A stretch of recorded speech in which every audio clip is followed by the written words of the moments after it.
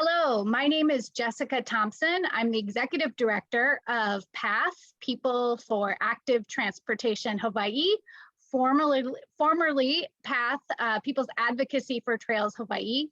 We are a 30-year-old nonprofit organization located here on Hawaiʻi Island.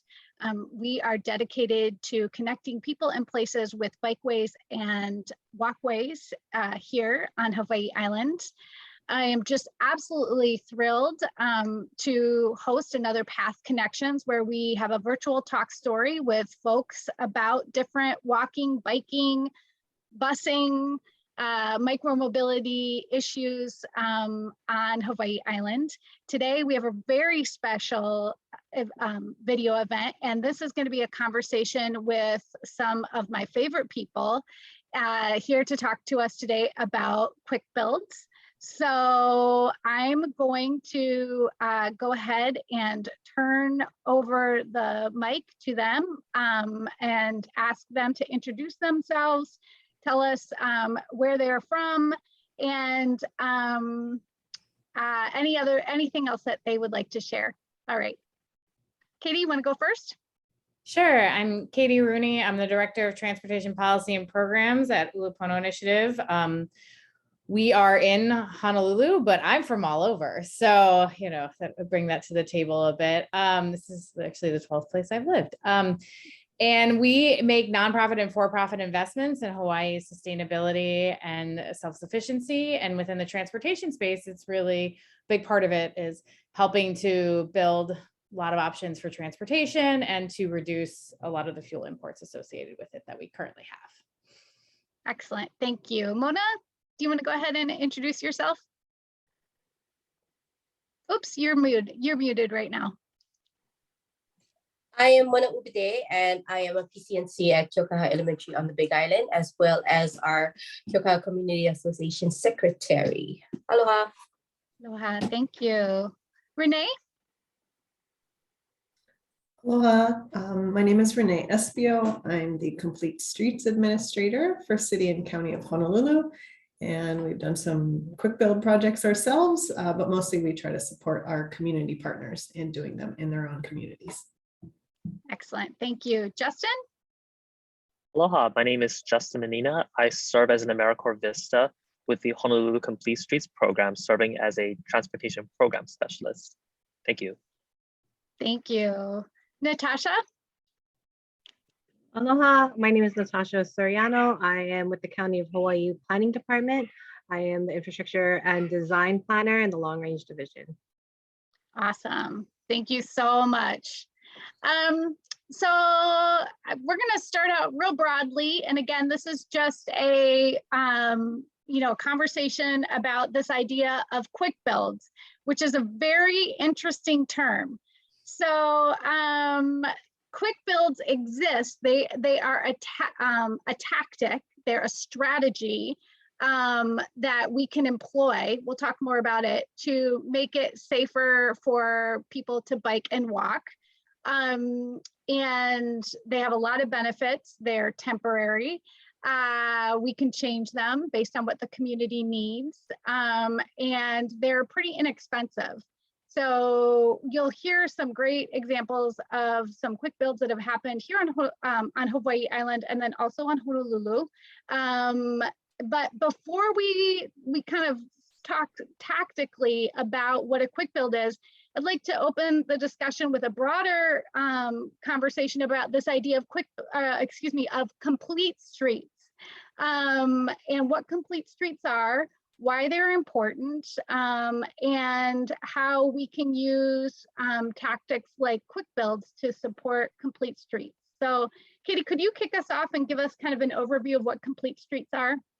Sure. I think, complete streets is sort of a national term. We have it here as well. And I know the folks on this call will get more into the details of how that plays out, but I think it's important to talk about like why we have them first, because otherwise why do them, right?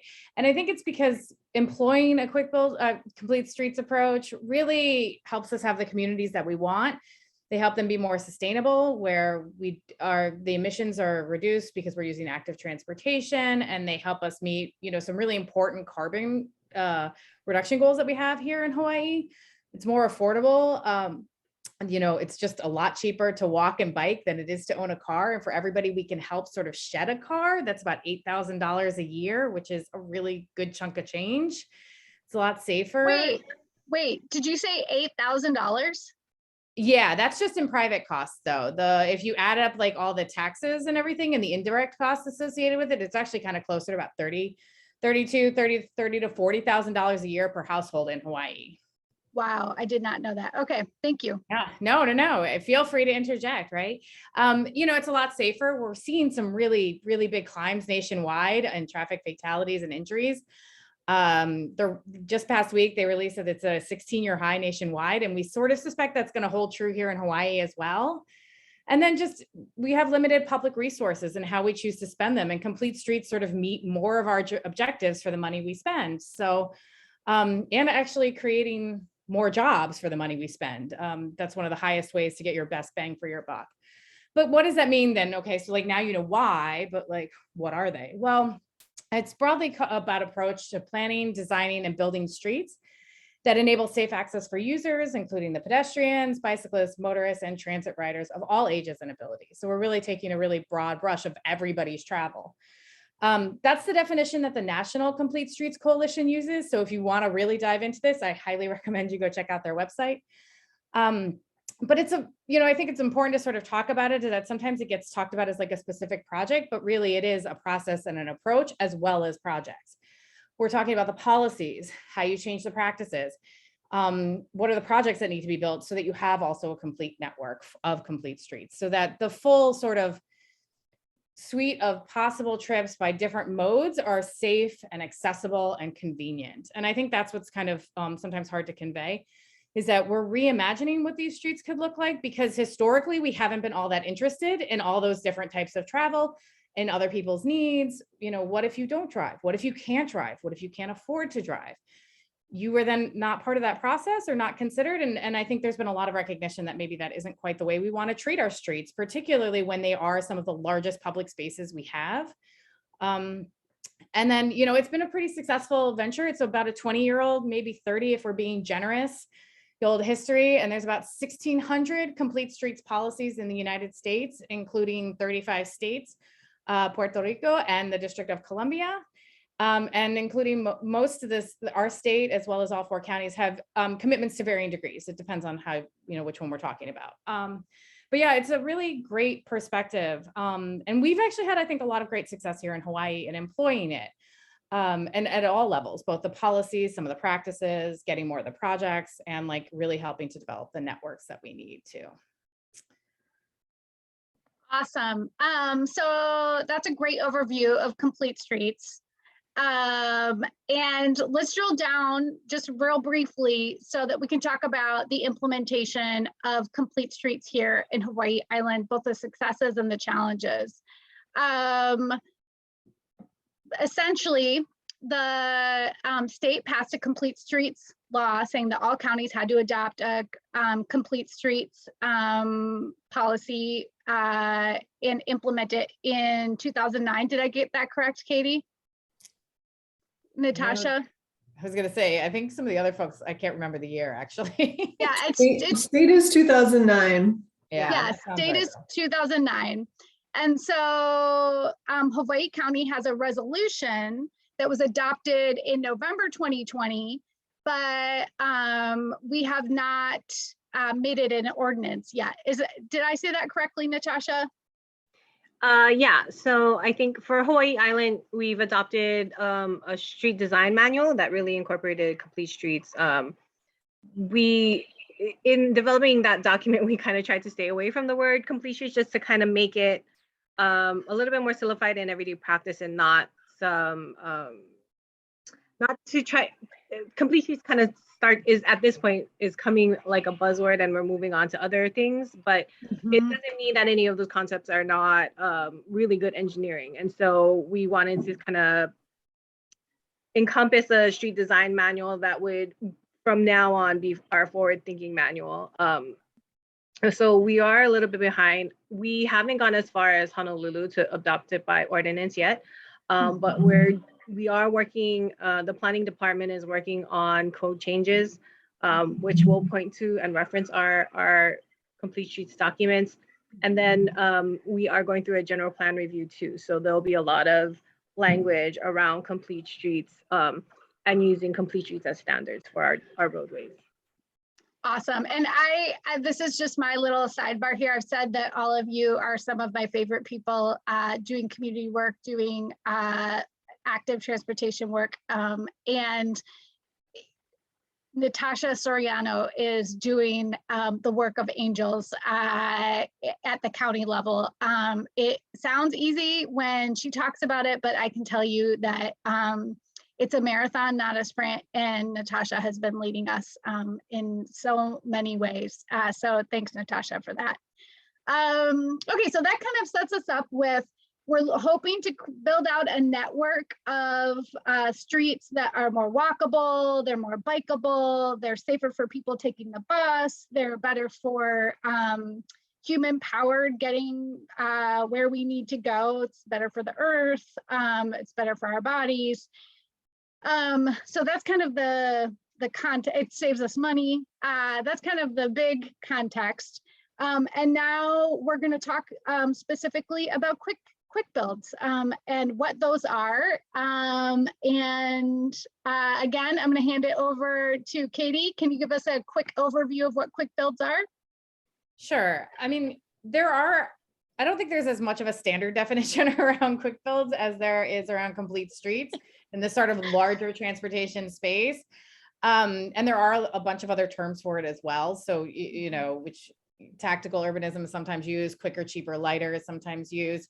FHWA calls them pilot projects. And FHW, can you tell us what FHWA is? Oh, I'm sorry. The Federal Highway Administration, which is the national agency that kind of leads a lot of road discussions and transportation discussions. And gives out some money.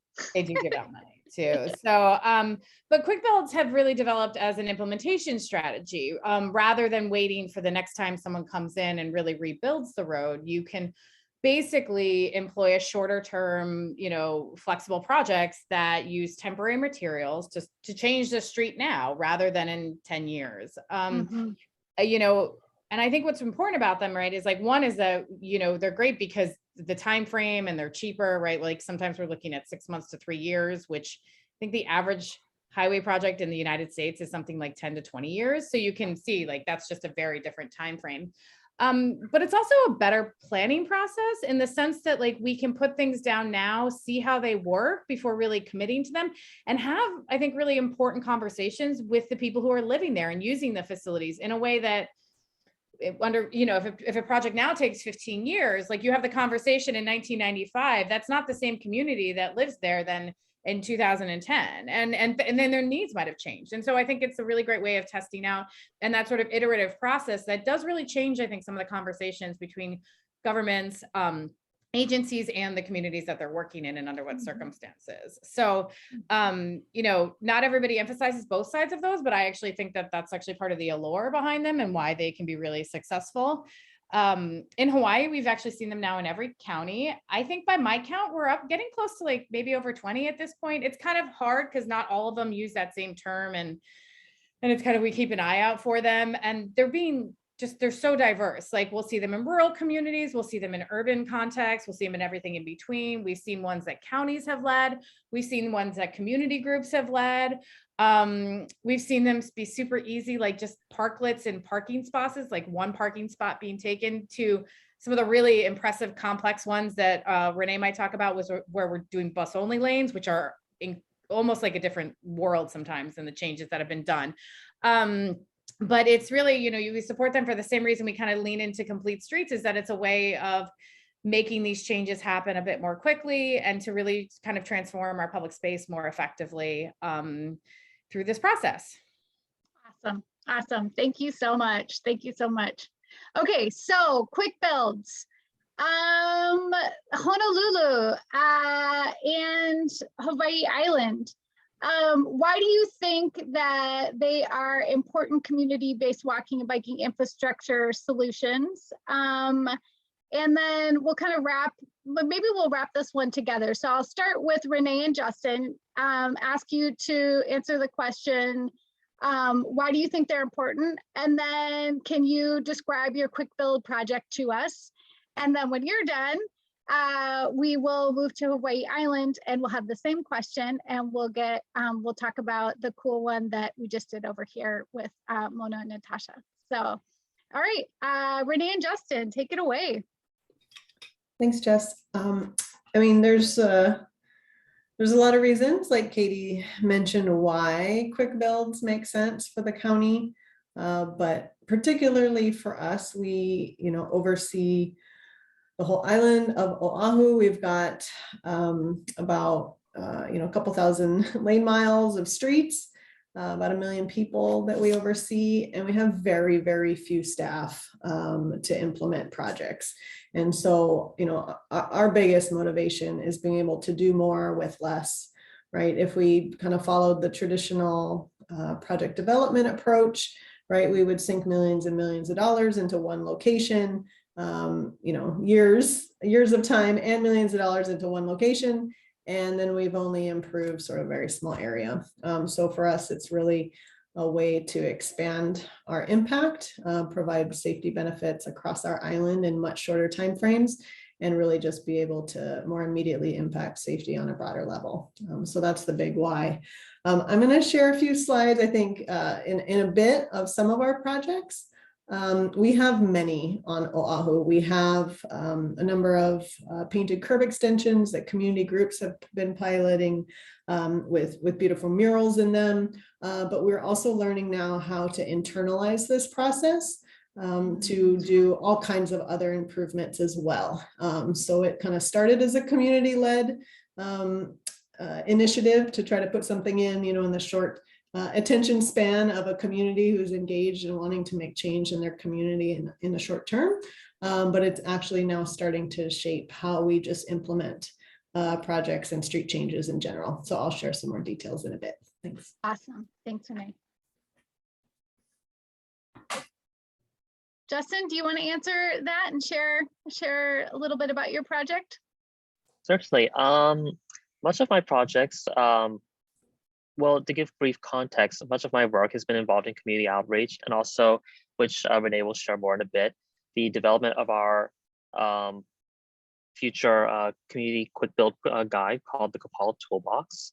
But one of the things I like, as Renee is actually quite well noted, the quick build design process, which again was originally a community focused endeavor, has now internally inspired and even given more context how we can create such projects. But touching upon the community level, something I found really interesting, I don't know maybe how well this can relate to the conversation, is more often than not, the community, whether a neighborhood, a block, or the neighborhood board, they are interested and fascinated by the design processes and the logic that goes into making our streets better. And they recognize, maybe they might have the exact technical verbiage we use often, they know that our streets can be better and that they can be made safer for our keiki, kupuna, and generally just become more livable places. They're just not too sure how to become involved in that step. So quick build projects, I think, is a way to really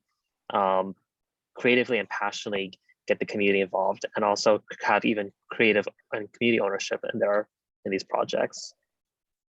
Thank you. Awesome.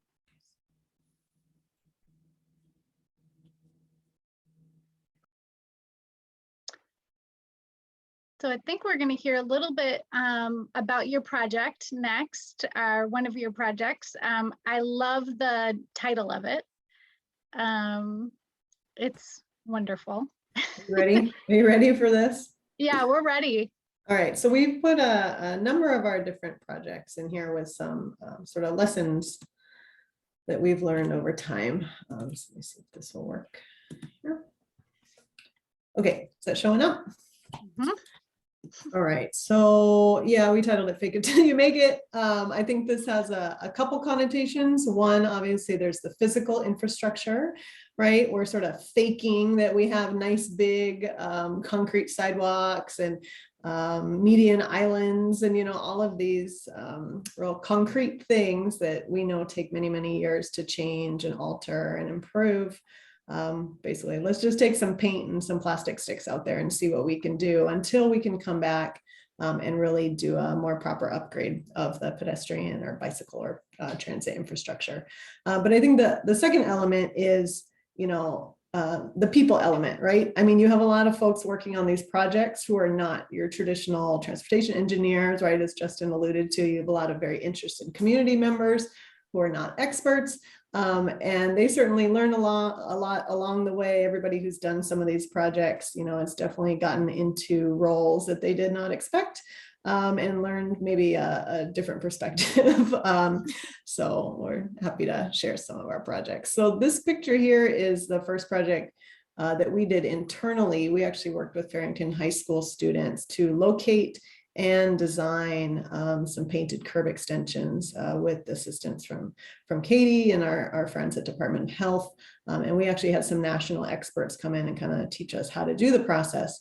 And then we use that experience to shape the draft guidelines that Justin was referring to that we've been developing. And I have this lovely issue where my computer locks up when I am sharing screen. No worries. It doesn't always do it, but it does it very often. I hope I don't have to do that every time. So a couple quick lessons that we've learned from the various projects. Curb extensions are like the sweet spot for these kinds of projects where you have communities wanting to do art in the road. We've looked at things like creative crosswalks, intersection murals, all kinds of stuff that honestly are quite complicated for communities to do because you have to close the street, right? You can imagine you actually don't have to close too many travel lanes out there to do installations like this. You also very, very importantly can protect the art. You certainly do not want vehicles driving over murals that were installed by the community because the materials are not durable enough for community volunteers to install. So it's really, really important that you can do, these kinds of delineator posts on the edge of any murals on the street because cars will drive over them and they will ruin the art and the communities will be very disappointed. The project here on the right in Eva Beach is beautiful Limu mural that they worked with some local cultural experts on and some artists to come up with that pattern. Actually was just hatched area before, right? So the lines were actually already drawn. The community just kind of came in and filled it in with something beautiful, and then we put up some posts to protect it.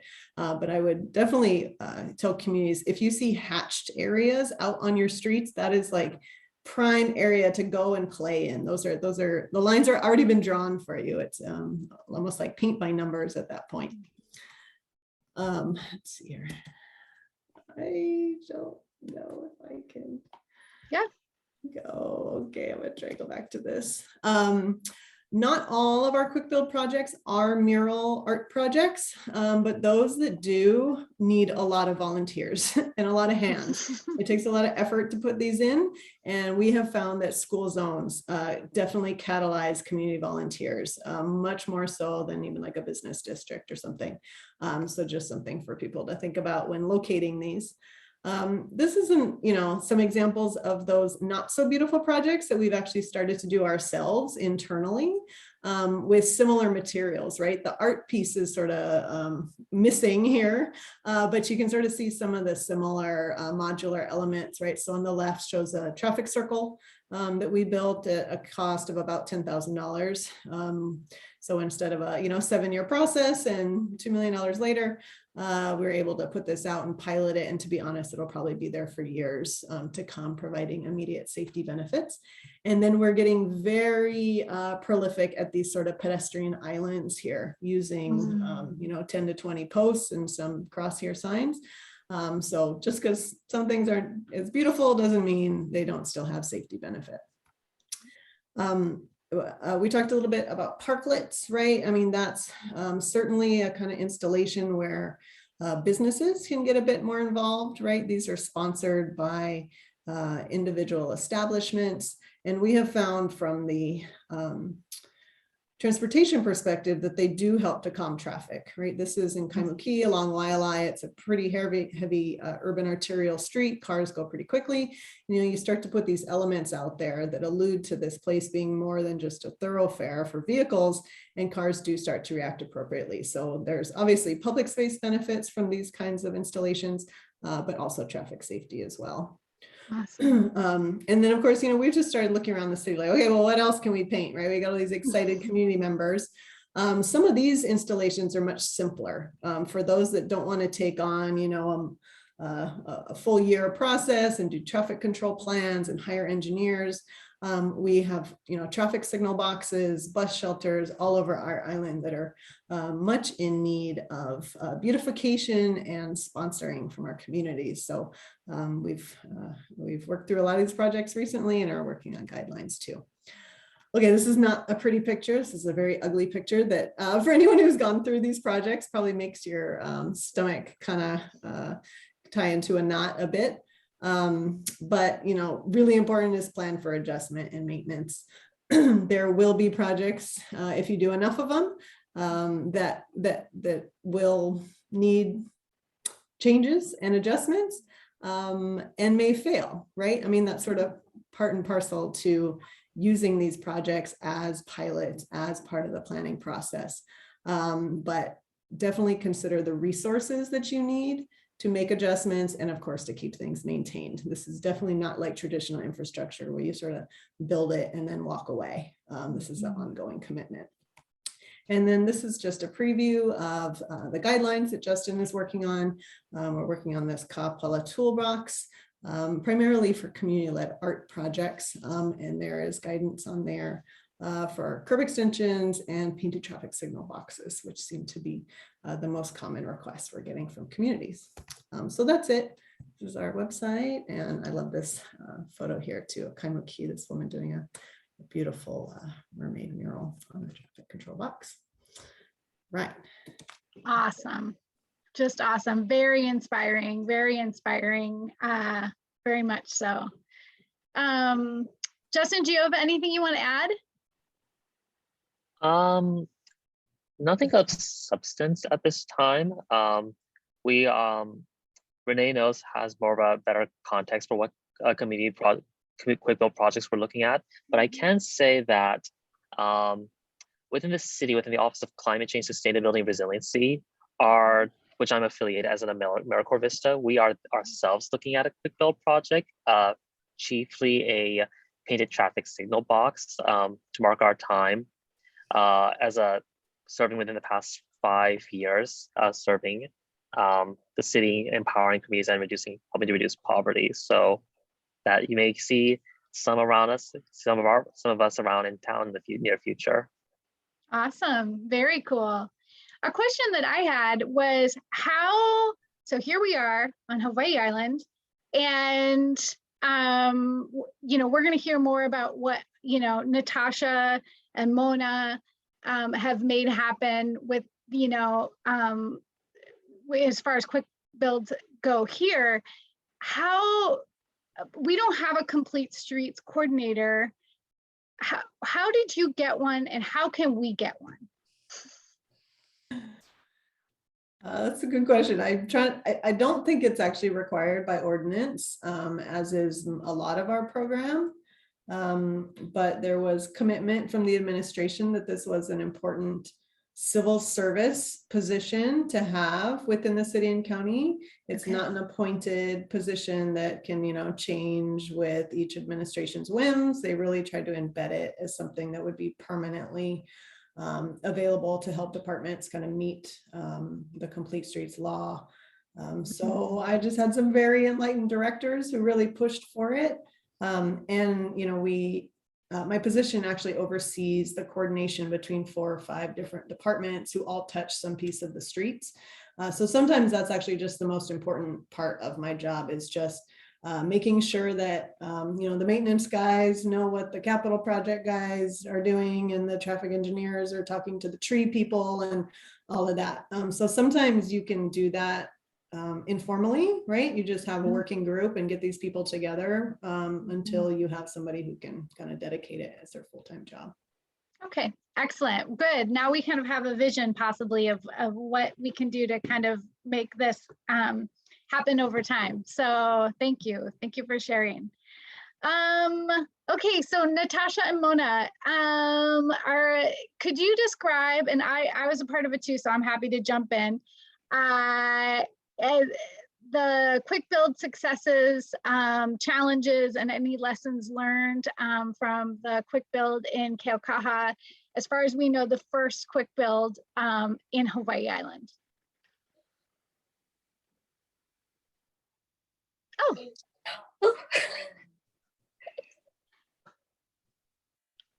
Go, Natasha. I found some videos or some Yay! pictures, so at least I can share something. So yeah, this being the first one we did, I think there's still a lot of growing pains for the county and trying to get this a little bit more community based. So again, a lot of the counties in 2020, I think right before COVID, got some money from DOH to do quick build projects. And it was a significant amount of change that we were able to get a consultant on board. One of the stipulations was that it needed to be within a mile of a SNAP Ed funded school. And so SNAP benefits are the free lunch program that's provided by the federal government. They wanted to use some of that money to help with the built environment. So this has been one of their pet projects, I think, over the last couple of years. And it was kind of a no-brainer to pick Keaukaha Elementary School for this project. In addition to the state-owned and run school, Keaukaha Elementary, there was Kamehameha Preschool on the same block, and Kealala Ahana, which is a charter school, a Hawaiian immersion. One of the other great things that not great things, but this Keaukaha Elementary is situated in the heart of one of the oldest Department of Hawaiian Homeland projects in the state. So Keaukaha Hawaiian Homelands is a 99-year-old neighborhood. It's a lot of kupuna and a lot of their mo'opuna going to school. A lot of generational families in the area too. So it was really rich in history and it just made a lot of sense. We just presented to council. So this is kind of the same council presentation we gave, but let me go through it real quick. Oh, whoa, sorry. We haven't seen anything other than that. You're good. You're fine. Yeah. You're good. Kind of like scroll down. Yeah. Sorry. Again, as I went through, this was also supported by a HEAL, Healthy Active and Living. Sally and Chetta, who was part of HEAL, was a big supporter and stakeholder, as well as Katie and Ulupono. And then we had really great participation from Keaukaha Community Association, thanks to Mona, and had a really good connection in Pilina with the school. So a general overview of the project. This is kind of known as the PICO of Keaukaha. Again, you have 3 different schools and then a baseball field and a gym. So it's really kind of the heart of the community. A lot of gatherings happen here, baseball games, football games, and whatnot. So I think we were pretty ambitious in trying to do a project here because there was an opportunity to do something around the whole block. And I'm not quite sure how big, but I think if you walk around it, it's at least a mile. Mm-hmm.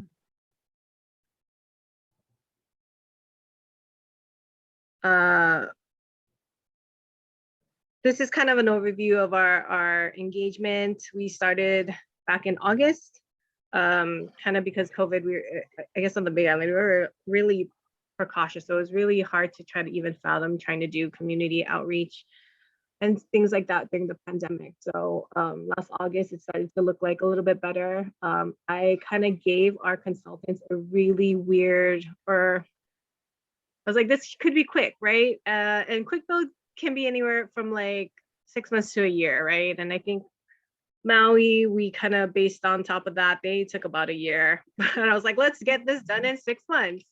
I didn't quite get 6 months, but I also didn't have to hit a year. So I think that was kind of a success. So from August to May is a lot of the planning and a lot of the community engagement was done up until about December. And Mona, just you can feel free to stop me anytime if you want to add anything, or maybe you want to talk about a community engagement and your experience from your side of how that kind of came about. Sure. So when this project was introduced to me last year, I thought it was a great project. We did have a lot of pushback, and because it was the concerns, and anything new going into a community will have a lot of concerns. But once it's implemented and people see the change that happens, it's always a great feeling to get positive feedbacks from it. It was introduced to our community association, but within that, it was also in 2015 when this started as a Safe Routes to School project, and it continued on, which is a great thing to always happen. This is one of the things that, that was laid down, that was a future thought, but I'm glad that it's within the last 10 years and it's happening now. As far as going out and meeting, doing the walking with the members of the people, especially our county council members, they did the walkthrough within the community just to see what it was like and to get feedback. That was a great walking experience. And they also did it when I met with them, when we had school dismissal. So they could also see what the school traffic looked like. So it gave them a better idea of what the chaos can happen. Brought it up at several community association meetings. We did a sit on a weekend path. Awesome. They brought their bikes and they did like a small little bike ed thing with some of the couple of the community kids that came around. And they had questions, which was really great. We sent the students home. We sent the kids home with the information. It's like, hey, go give this to your papa. Have them fill them out. See what they think about it. And if they're not sure, have them come and take a look at the different designs that are given as options. And then we also did another survey when Keaukaha Elementary School had a vaccination day. So that was another day to get more feedback and see what they could think about it. So while they were waiting in line and filling out the survey, they also, Renee, thank you so much. You guys, they put up the posters to see what the different quick build projects could look like, and they could see what the different options were like, and they could give their input then and there. Presented that idea to the community association again, through emails, through postcards. Thank you. The postcards are beautiful, by the way. And they all had to do was just click on a QR code and fill out the survey there as well. Then it was implemented with our students and our school and within the community itself. And we got a community local artist to come up with the idea concept that we wanted to do for the street art. And yes, it does take a lot of community members to do the project, but a lot of it finished quicker than we expected as well. Thanks, Mona. Yeah, so just recapping what Mona said, we had virtual meetings with stakeholders and Keaukaha Community Association. We had in-person outreach. Jess and I and Sally went out for an open house at the corner, one of the corners out there. And Jess and I also then did the Keaukaha vaccination fair. And then as Mona said, we had some outreach material. From our we did send out a survey, and we got a very good response. Over 60% that responded did live and work in Keaukaha or had kids that went to schools nearby. And then 75% said they walk or bike around the project. And then we had a portion where they could put in what they had ideas for improvements for safety. And so there, again, there was an emphasis on walking and needing larger areas to walk, overall space, and trying to get cars to slow down. I think that was one of the bigger ones too. I don't think I had it in a previous slide, but we had several alternatives. And the biggest part of this project was trying to create a walking path around the whole block, which in some areas proved a little difficult because of either pinch points or parking that needed to be reorganized, I would say. So we didn't try to take away any parking, we just try to reorganize it. And so a lot of people prefer that alternative of a continuous walking path around the whole Pico. And so that looks kind of like this, and these were some of the consultant renderings. So it really, the pinch points where there's a pinch point here, there's not really much space, but it protected, the shoulder is protected by speed bumps or speed humps. But it really, the pinch points became these two corners here because parking in this area kind of took up most of that shoulder, and it's fairly wide. It was I think here it was about 18 feet from the shoulder to the fence line, and then here we had maybe around 20, I want to say there was like 28 feet or so.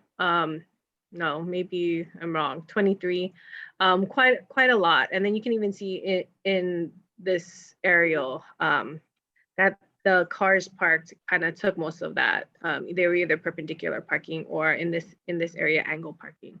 So we're kind of trying to reorganize it to, if you can look in this part, there's parallel parking, and then we would delineate a walking path with delineators. So instead of the kids walking behind the cars used to pull in, and so the kids would walk behind the back bumper of the cars. And now the kids walk on the inside and the cars are parallel parked. Yeah. Okay. Awesome. And we had a virtual open house. This website is still up, but we'll take it down shortly. But it has kind of, especially, we'll have it up until a couple months after the final painting is done. So we're still kind of in the middle of finalizing it, but for the most part, all the elements of the quick build has been there. Our artist Kavehi Mahi Roberts is finishing up her street design, and these are some of the concepts.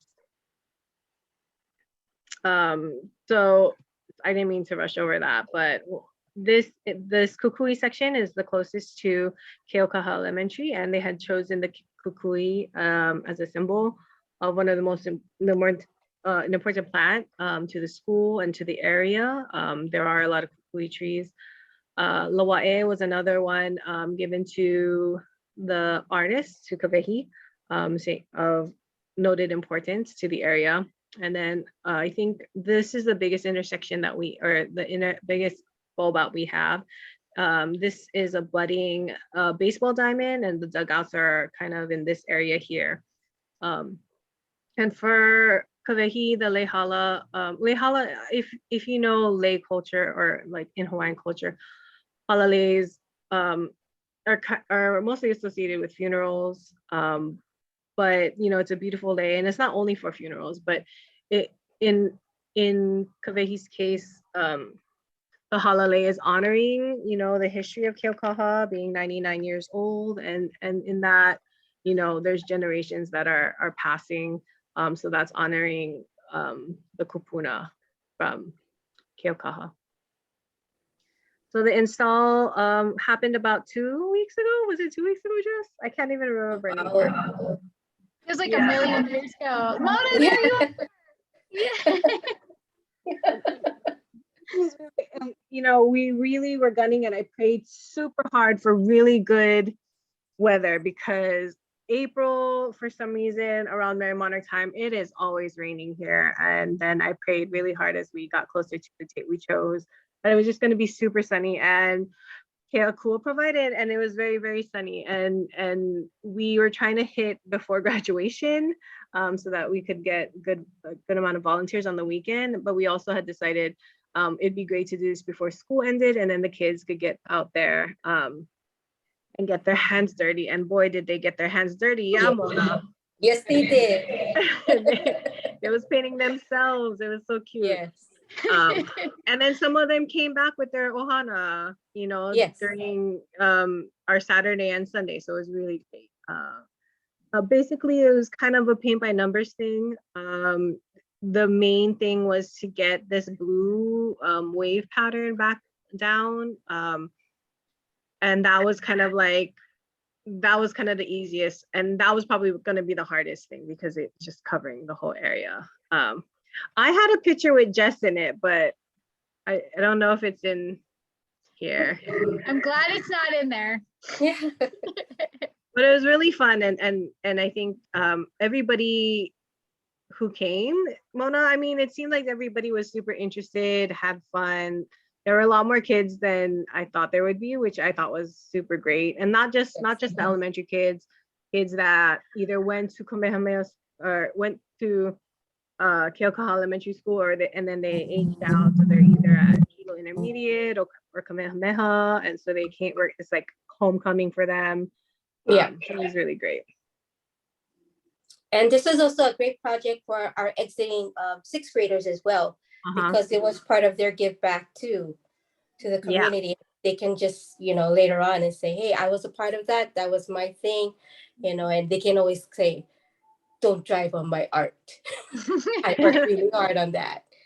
So, I think Jess, you had asked earlier, like how important is it for community? And I'd have to agree with like Renee and Justin that they're not experts, but at the same time, if you know the place you live, you kind of know what the problems are. And so I think it was easy after putting all of this down. And so the other thing too, right, is that it's hard to envision something that doesn't exist and to think that it would work. And so I hope that by putting down things on the ground, it made sense. And maybe you can talk a little bit more about how some of the teachers, it probably was an adjustment, right, to change parking.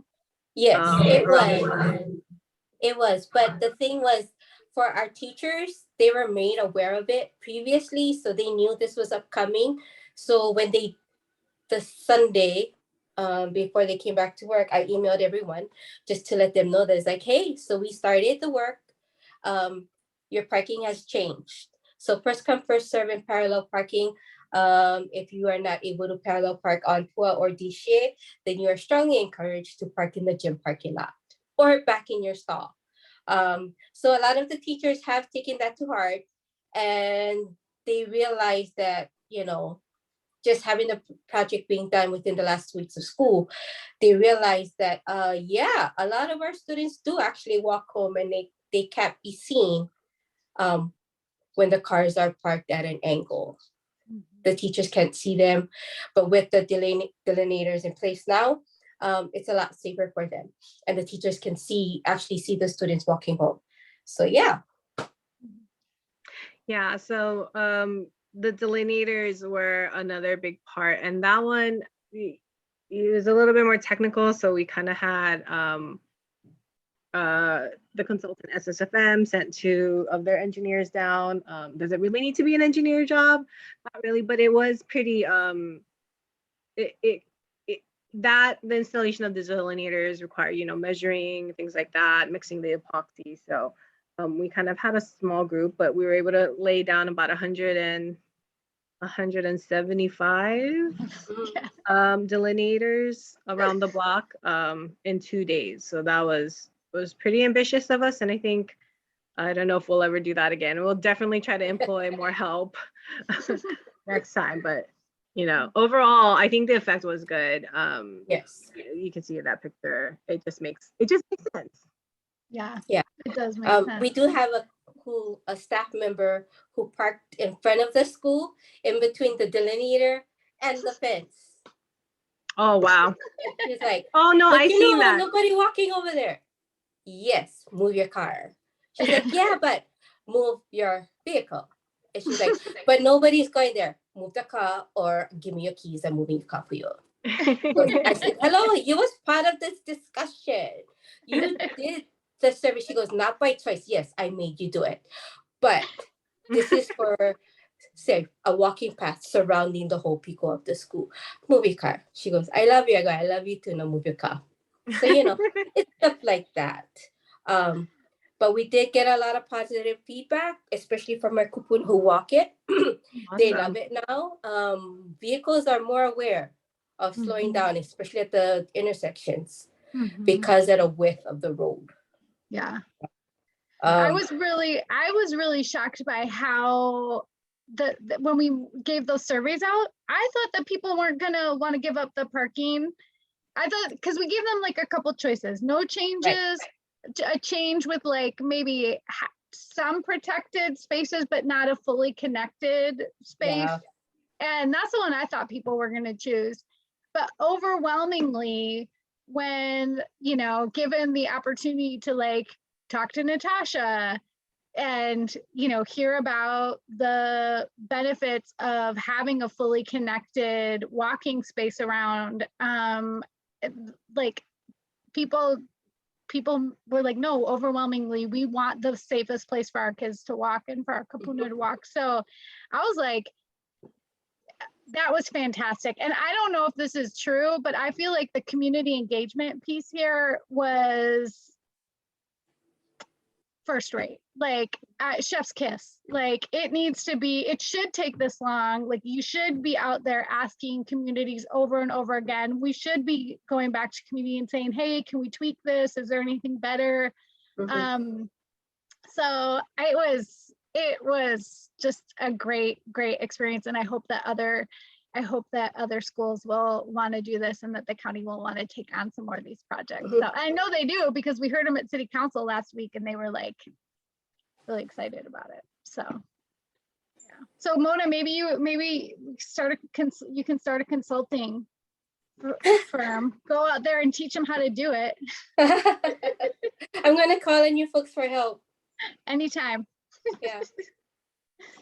Any lessons learned before we sign off? Any piece of advice that you have? We'll maybe do a whip around and everybody can share like one piece of advice they have for communities or people working within the system of government to make these changes happen.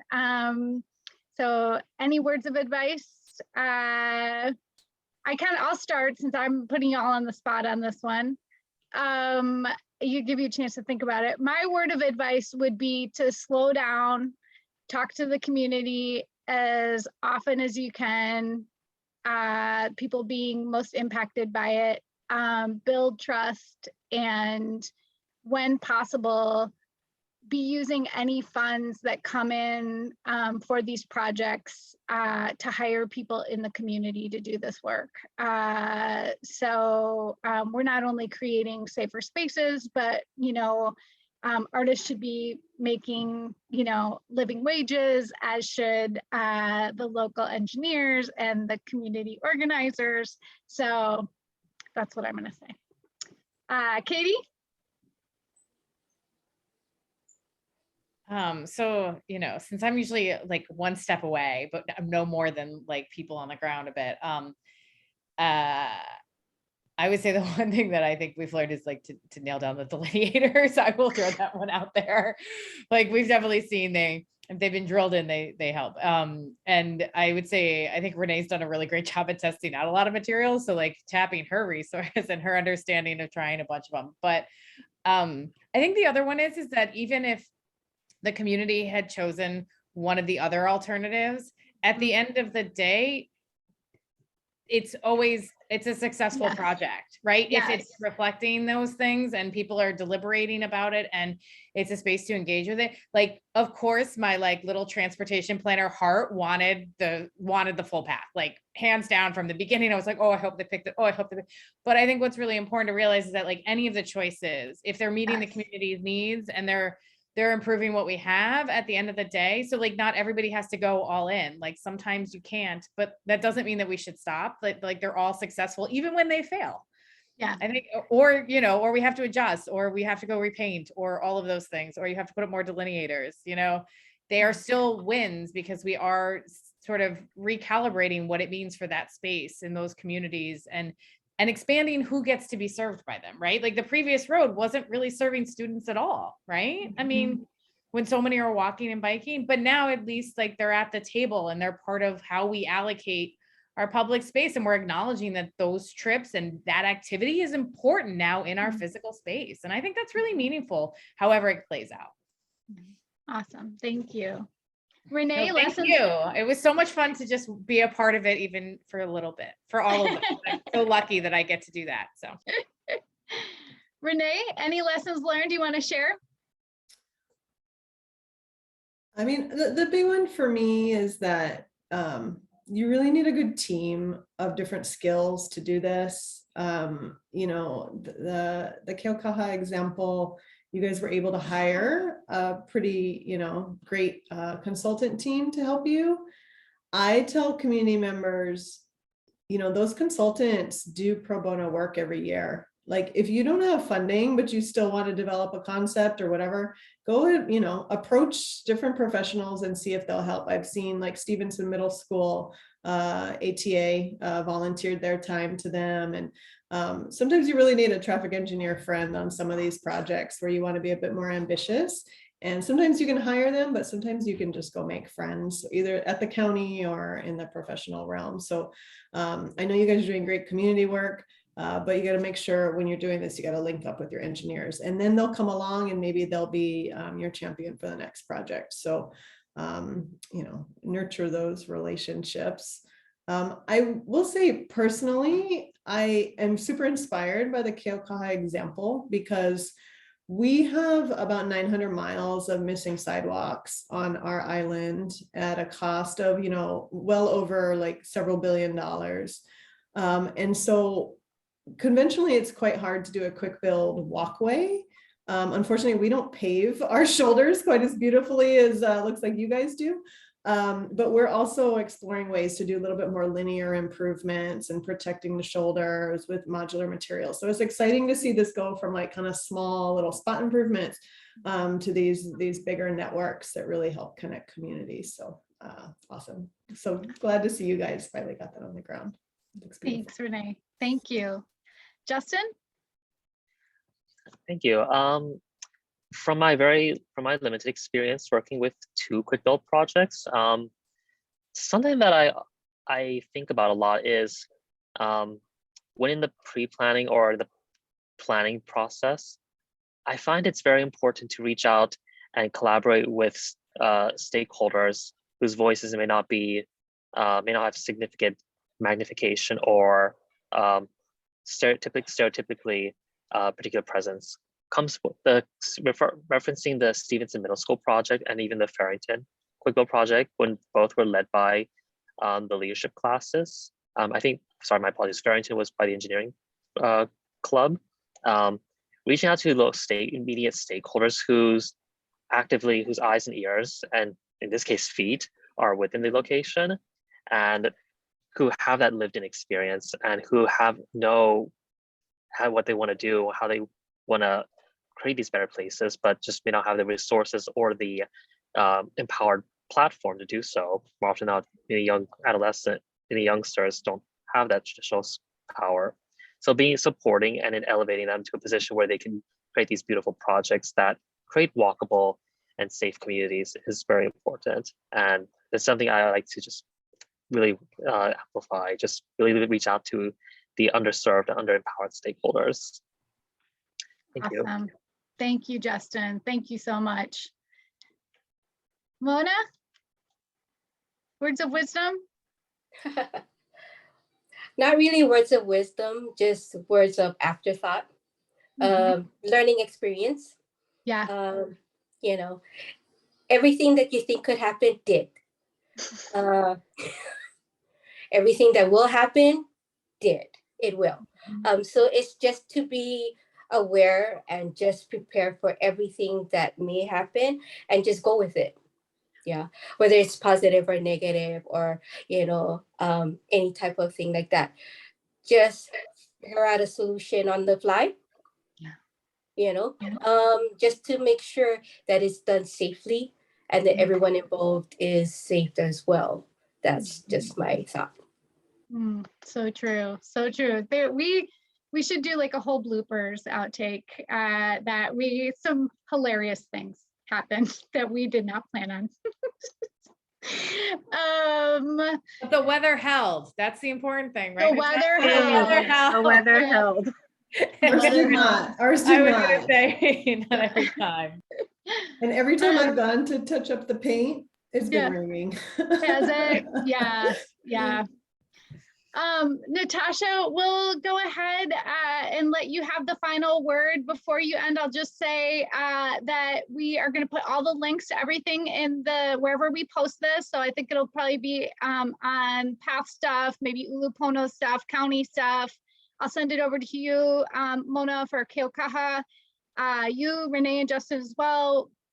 Share it. I'll put all the links in there so that people have it. And thank you so much for everybody that tuned in. Natasha, we're going to end it with you. If you could tell us what you think other people should know if they're going to take on a quick build.